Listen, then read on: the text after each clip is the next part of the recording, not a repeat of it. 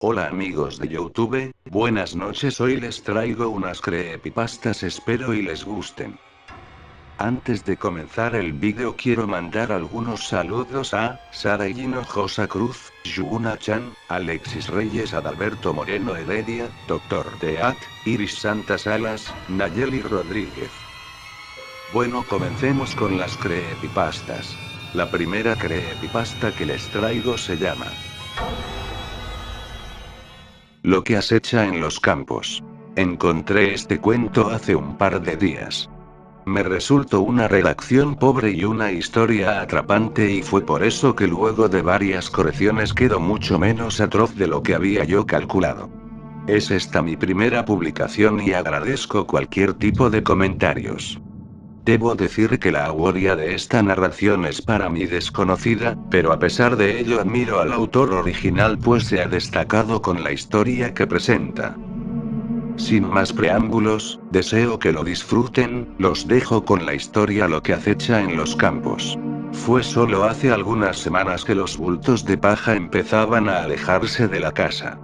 Cada mañana cuando despertaba, cada bulto se movía a algunos metros del lugar donde se encontraban. Asumía que eran bromistas con cierta capacidad intelectual y métodos de diversión limitados, así que lo ignoré. En pocos días, los bultos empezaban a alejarse hacia los límites de la granja. Estaba fastidiado del jueguito para ese entonces y decidí colocarlos en su lugar. Me tomó una tediosa hora ponerlos de nuevo en su lugar, cerca de la casa, y para ese entonces estaba listo para romperle el cuello a cualquier idiota que decidiera infortunarme de tal manera. A la mañana siguiente, encontré a todos mis caballos decapitados, el olor fue lo que me despertó. Cada uno de ellos acostado de lado dentro su establo. No había señales de las cabezas. Pasé el resto del día limpiando el desastre y enterrando los restos. Fue entonces, cuando noté que los bultos de paja habían regresado a sus posiciones del día anterior, esparcidos a los lejos, en los campos. Esta vez, los dejé en donde los encontré, resignado, sin darles mayor importancia a ellos sino a mis caballos. Sin duda, quien lo había hecho debía pagar por tal aberración. Esa noche, me senté en el porche con mi escopeta en mano, y una taza de café en la tabla a mi lado. Me senté por horas, fijando mis ojos en el campo para tratar de encontrar al tipo que movía mis bultos de paja. Finalmente, empecé a quedarme dormido y me hubiese quedado dormido, a no ser porque en el momento en que mis ojos empezaban a cerrarse, escuché a los árboles del bosque cercano agitarse y estremecerse. Me levanté, con el corazón latiendo fuertemente. Caminé, con mi escopeta al frente. Tenía que atrapar al bastardo. Esperé ansiosamente por cualquier persona que se acercara lo suficiente para sorprenderme o para yo sorprenderlo a él. Fue entonces cuando algo se me acercó lo suficiente para poder yo distinguir su silueta en la oscuridad. La cosa que acechaba en los bosques cercanos a mi granja, parecía no notar que yo estaba sentado cerca. Parecía acechar, encorvada con la postura de un ladrón de carteras. De no ser porque, aún encorvada, tenía unos 4 metros de alto, parecería frágil. Los delgados brazos y piernas, y su pecho emancipado, me recordaban a un animal muriendo de hambre. Sin embargo, esta cosa era increíblemente fuerte, pues vi cómo cargaba un bulto de paja bajo cada uno de sus brazos con facilidad, y lo acomodaba con cuidado a lo lejos.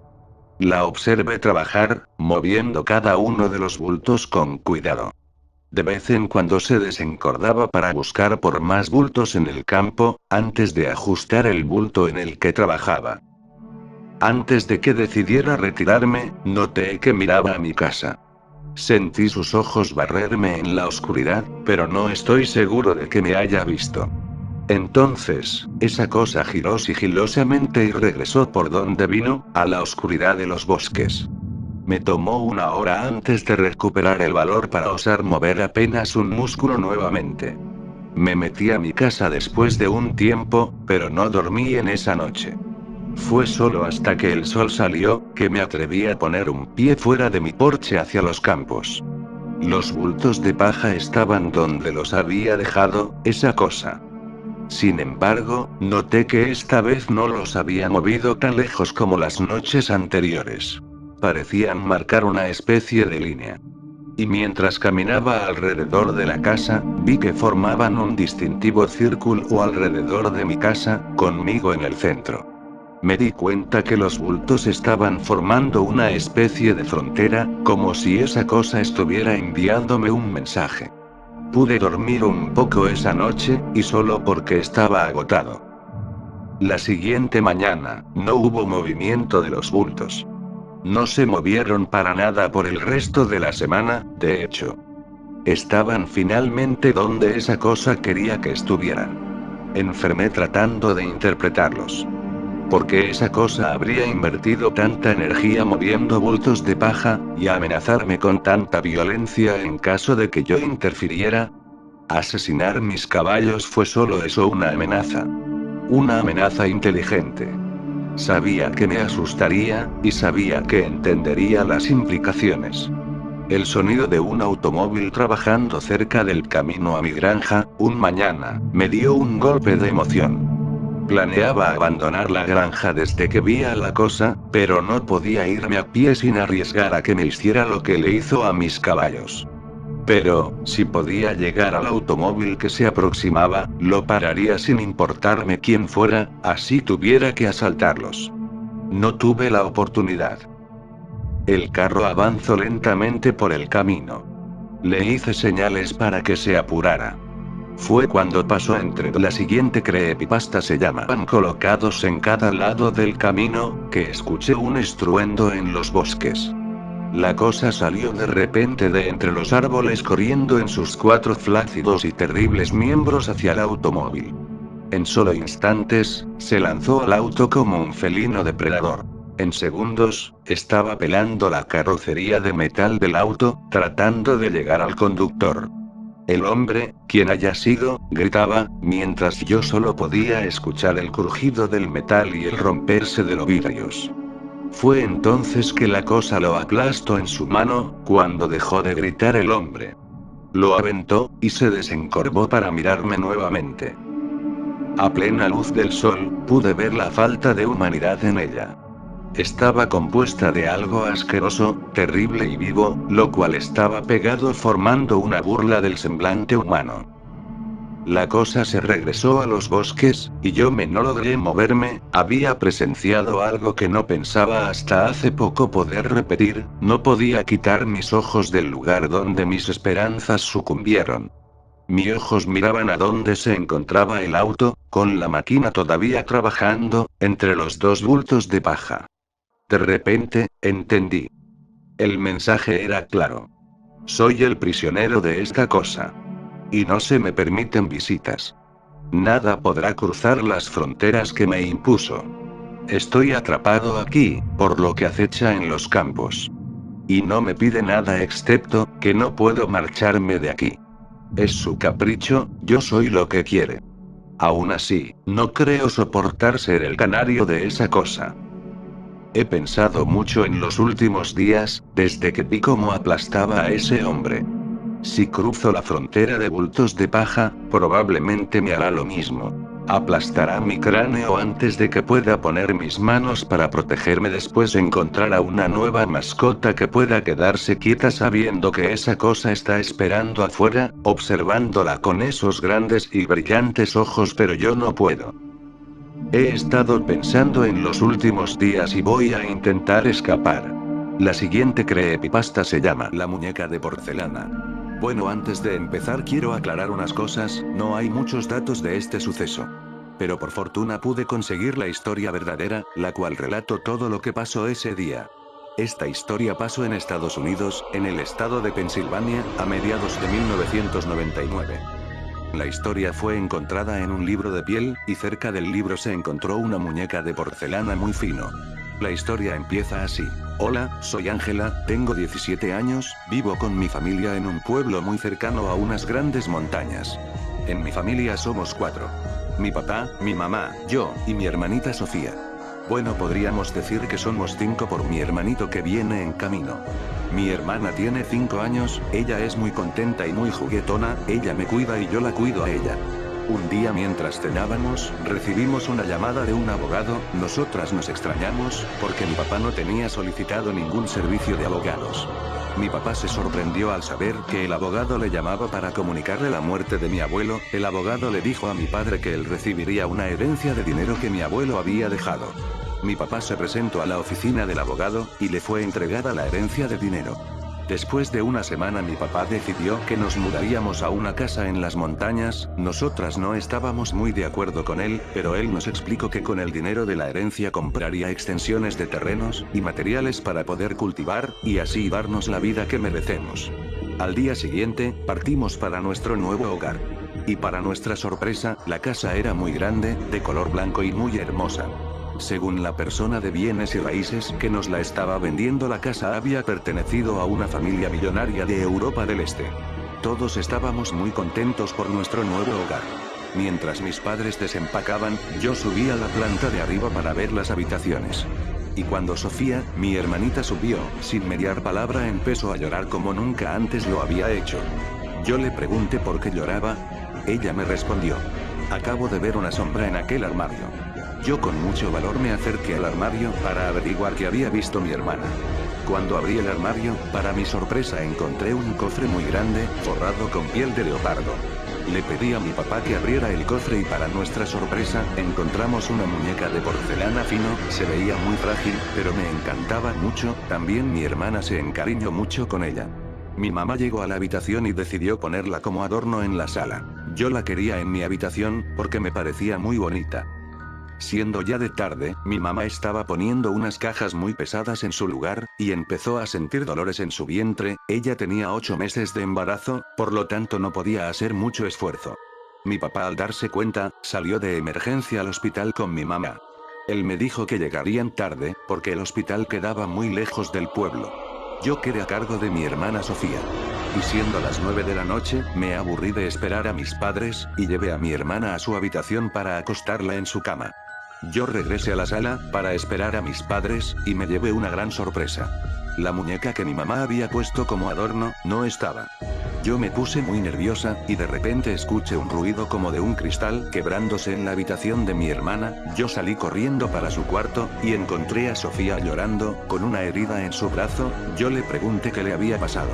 Ella me respondió que la muñeca la había lastimado, ella me decía que la muñeca se movía.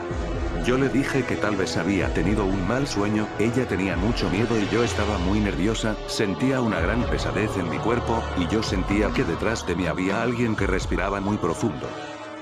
De repente las luces de la casa se apagaron, y empezamos a oír voces de niños, en la oscuridad. Sofía y yo estábamos muy asustadas, teníamos mucho miedo.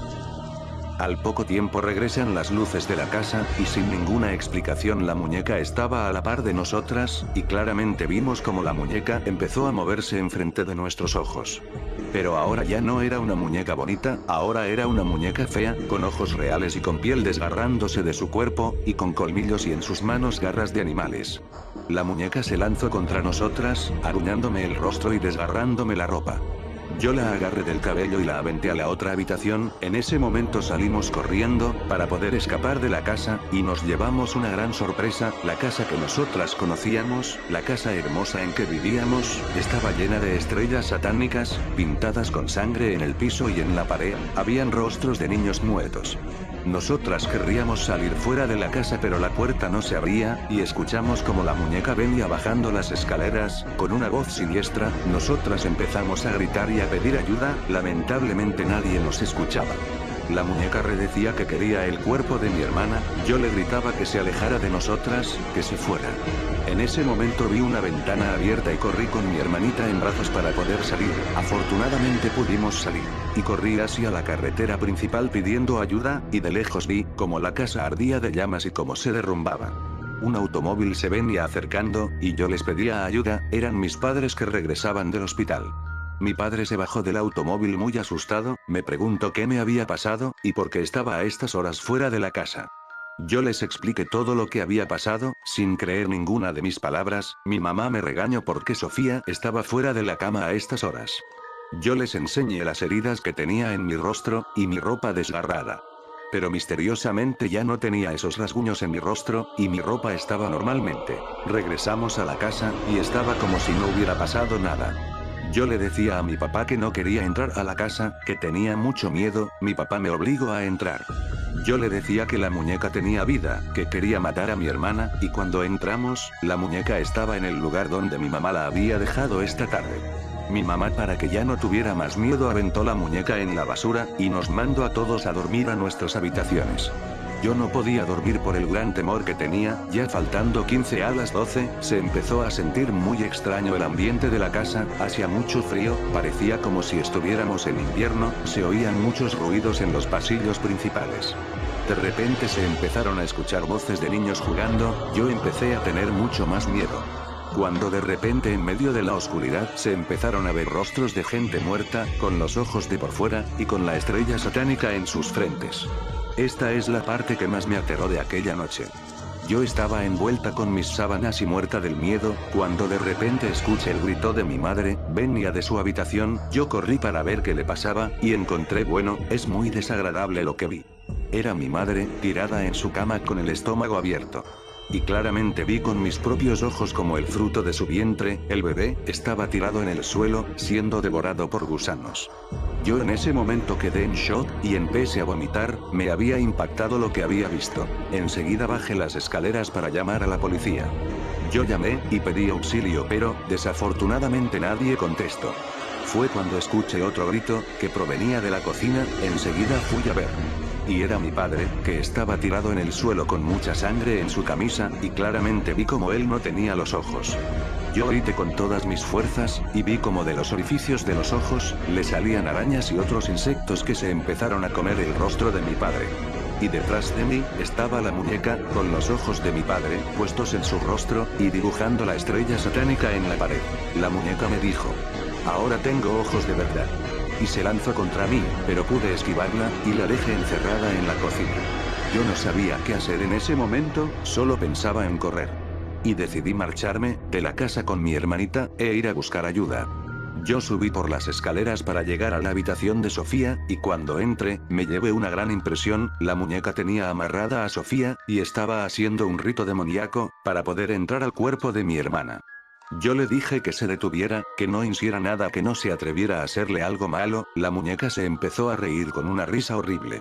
Cuando un rayo del cielo cayó en el techo de la casa, y abrió un hoyo gigante. La muñeca me dijo: el próximo rayo caerá en tu hermana, y podré entrar a su cuerpo.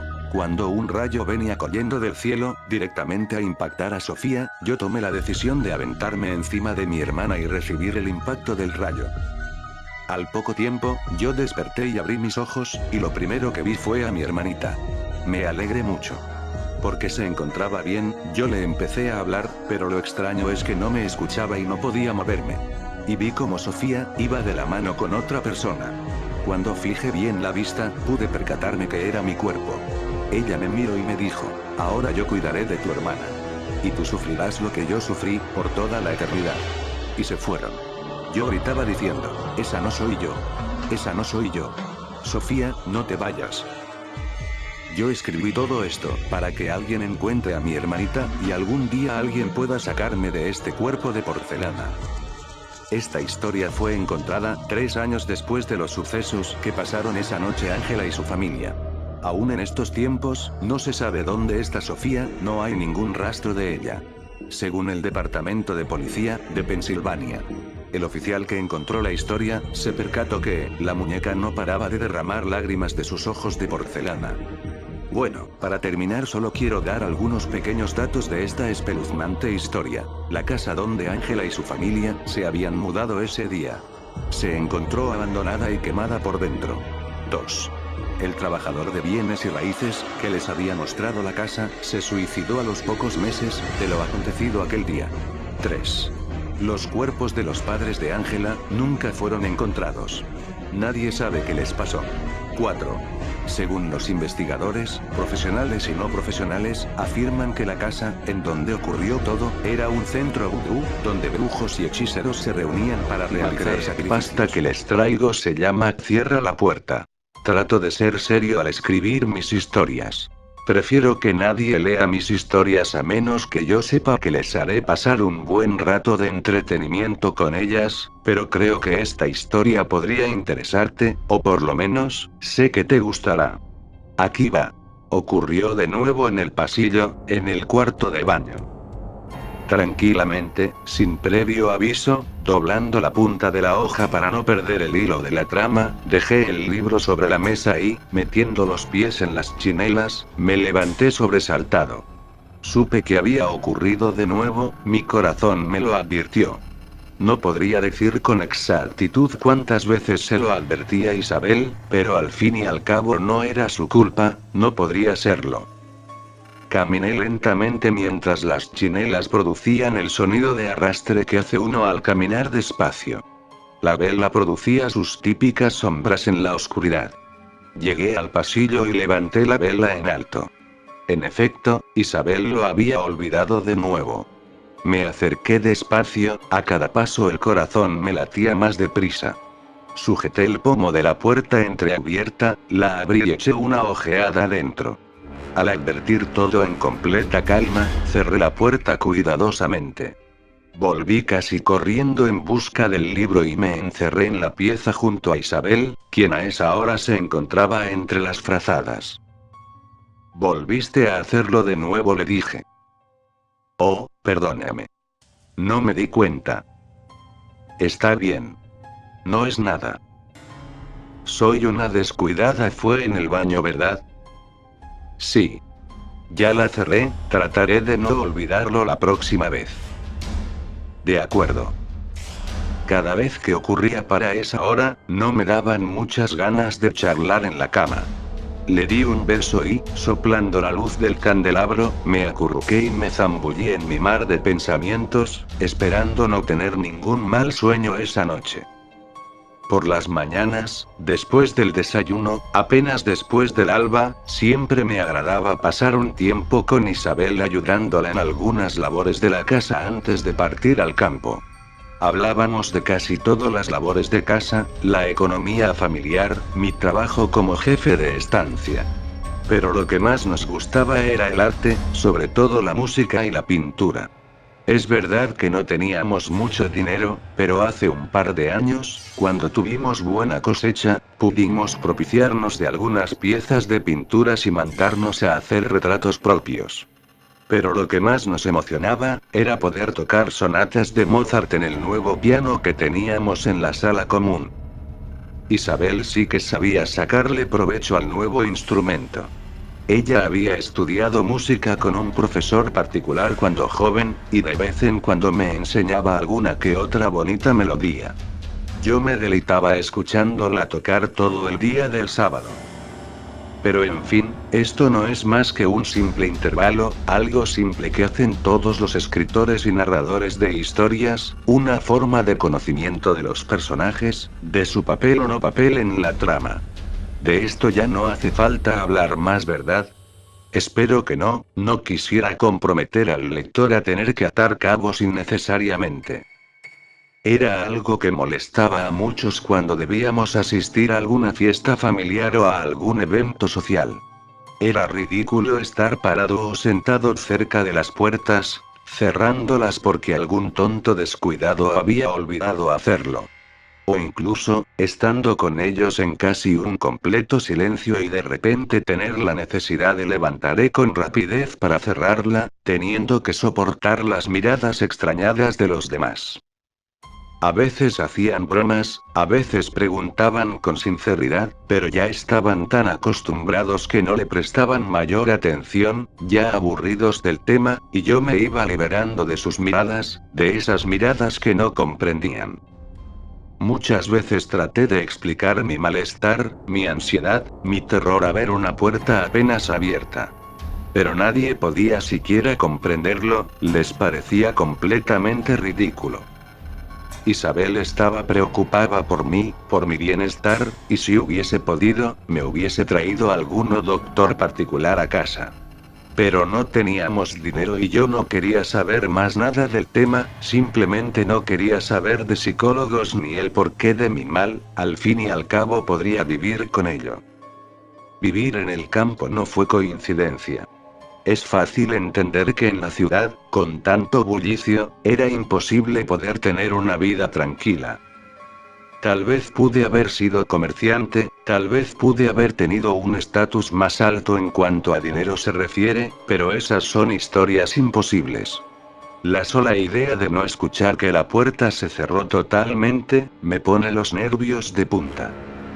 Muchas veces pensé en quitarlas de la casa, sacarlas de sus marcos y quemarlas en la chimenea. Pero no lo hice jamás, por el simple hecho de que considero que es mejor estar acostumbrado y aprender a convivir con el miedo, que estar desprevenido y que aparezca con mayor fuerza de sobresalto. Tal vez sea un error, pero temo correr el riesgo. Pero hay una cosa que tienes que entender.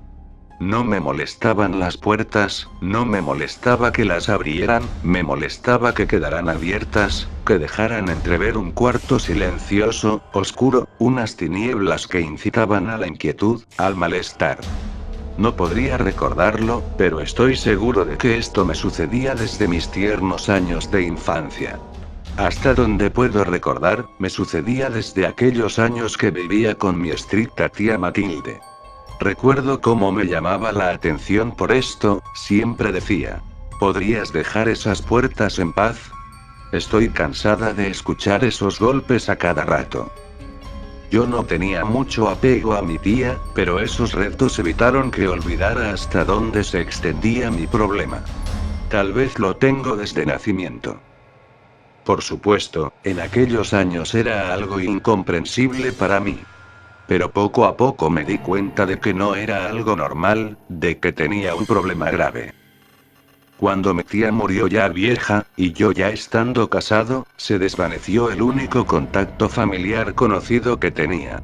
Estaba completamente solo. Claro, es fácil entender ahora que aquellas miradas raras en las fiestas familiares, no eran más que propias de la familia de Isabel. Pero volviendo a mi juventud. Al morir mi tía Matilde, comencé a preguntarme con más seriedad sobre quiénes eran mis antepasados. No conocía a mis padres, ni a mis abuelos, ni a pariente conocido. Jamás en todos estos años le pregunté a mi tía sobre estos datos. Yo supongo que tenía sus razones, creo que era una persona solitaria y no se llevó jamás con nadie. Lo único que pude saber, fue que viví con mis padres unos 3 años, y luego nada. El tiempo pasó, pero mis problemas jamás me abandonaron. Por las noches tenía pesadillas, pesadillas que eran incluso tontas, porque parecían cosas de niños. Soñaba que me encontraba en un callejón largo y estrecho, completamente oscuro. Caminaba lentamente por esas tinieblas, abarrotadas de neblina, de sombras extrañas. Cuando de repente, a lo lejos, encontraba la puerta de salida, y detrás, parecía haber luz. Al ver la luz, comenzaba a correr, desesperado por salir de ese lugar. Pero poco a poco empezaba a escuchar chillidos, susurros extraños, el sonido de vidrio quebrándose contra la pared, y un grito muy agudo que provenía de lo más profundo de esos abismos infernales, porque ahora no había luz, la luz se convertía en oscuridad, y la sensación de escapatoria se convertía en terror. Entonces yo paraba de correr y comenzaba a temer. Y lo único lógico que podía atinar a hacer, era acercarme y cerrar la puerta para no oír más esos sonidos horribles. En ese momento, todo se calmaba y podía seguir soñando, sabiendo que la puerta por fin estaba cerrada. Muchas veces intenté reunir valor para entrar en el cuarto, pero ese valor no tardaba en convertirse en miedo, miedo que me perseguía a cada instante y en cada rincón de mi cuerpo. Cuando decidí contarle esto a Isabel, ella intentó sacarle algún sentido, sentido que me parecía ridículo. Ella sugería que yo de niño les temía a monstruos o tenía miedo a la oscuridad. Pero eso no explicaba por qué ningún otro chico, de los tanto que hay, que le temen a monstruos o a la oscuridad, no tuvieron problemas de adultos. Ella solo decía que yo podría ser un caso especial. Claro que yo le dije que podía tener razón, no quería preocuparla más con esto. Pero yo no estaba seguro tampoco si quería conocer más allá de estas pesadillas. Comencé a preguntarme por mis padres. ¿Qué pasó con ellos? ¿Dónde estaban? ¿Me abandonaron? Cada interrogante venía acompañada de otra. Entonces decidí que lo mejor era rebuscar entre las pertenencias de mi tía para ver qué podría encontrar. Encontré papeles viejos, alguna que otra joya, recuerdos de juventud y varias cartas, muchas cartas de hecho. Leí y leí estas cartas con la esperanza de encontrar alguna referencia, algo. Matilde era tía parte de madre, tal vez podrían haberse escrito debido a que vivían a la distancia. Una carta que encontré, poseía información sobre el nombre de mi madre Mercedes Campos. En el ayuntamiento encontré mejor referencia. Había estado casada y había tenido un hijo a los 16 años. Pero también me enteré de la triste noticia de su defunción. Fue aquí cuando me enteré de todo. Fue aquí cuando rompí la regla de no querer saber nada al respecto. Pero mi problema había llegado demasiado lejos y necesitaba excavar el pasado. Resulta ser que mis monstruos son reales. Pero muchas veces los monstruos se disfrazan de personas que hacen mal sin saber por qué o con qué propósito, simplemente actúan. Jamás revelaré aquí el porqué de mi mal, es demasiado delicado para hacerlo viral. Pero supongo que tú te haces alguna idea al respecto. Pero yo seguiré por Isabel y por mí, para tratar de volver a empezar y dejar de mirar para atrás y ver hacia adelante. Si quieres saber qué fue de mi mal, pues todavía sigue estando latente. Pero cada vez que cierro la puerta, lo hago sin miedo y con suma tranquilidad, pues sé que los monstruos ya no se encuentran más entre nosotros. Muchas gracias por ver el vídeo, buenas noches.